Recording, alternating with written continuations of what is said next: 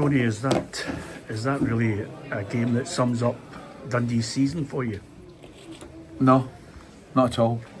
My huge frustration in the game today, and I have to say before I make the comment, I'm not abdicating responsibility as Dundee manager for losing the game. It's a game we should never lose.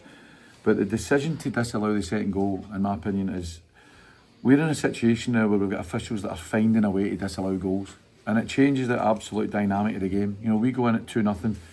You know, we've got to then explain to players, you know, it's an injustice, but come on, we'll do something about it. But there's no doubt the opposition gets a lift from that decision. You know, we should be going in at 2-0.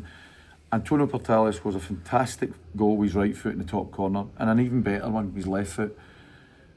And the officials contrived to find a way to disallow that goal. So I'm hugely frustrated with that. And do you know what? If we just brush it under the carpet again, then this game for spectators is all about entertainment, and the entertainment comes from them watching their team scoring goals. And you've seen the reaction of the fans when Antonio scores his second goal there, and I just think it's a disgrace to have made that decision, which affects the dynamic of the game. And again, I will stress the point, I do not abdicate responsibility.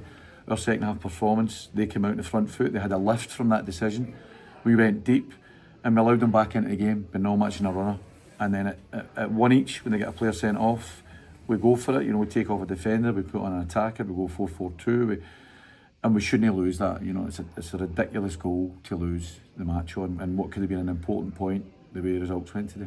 You're 100% certain it was offside, and have you spoken to the referee about it? I'm 100% certain what? It was offside? Portales? Well, I'm obviously not 100% certain it was offside. You suggesting the other way? No, I'm saying, do you think it shouldn't have been offside? Yeah. Have you spoken to the referee? Yeah, I spoke with the referee. They said Clark Robertson was in an offside position from the initial knock on and from the long throw.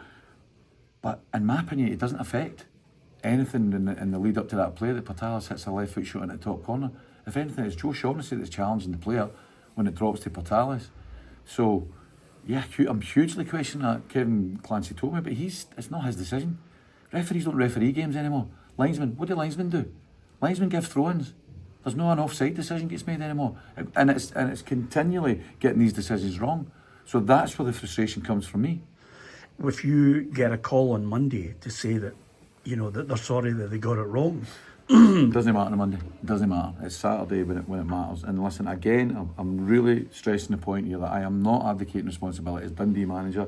I'll take accountability and responsibility and my players for us finding a way to lose that game. A game we should never lose. At the very worst, we should draw. And in the grand scheme of things, with the other results today, it's a good point. But we manage, and I'll deal with that. I'll deal with that as Dundee manager.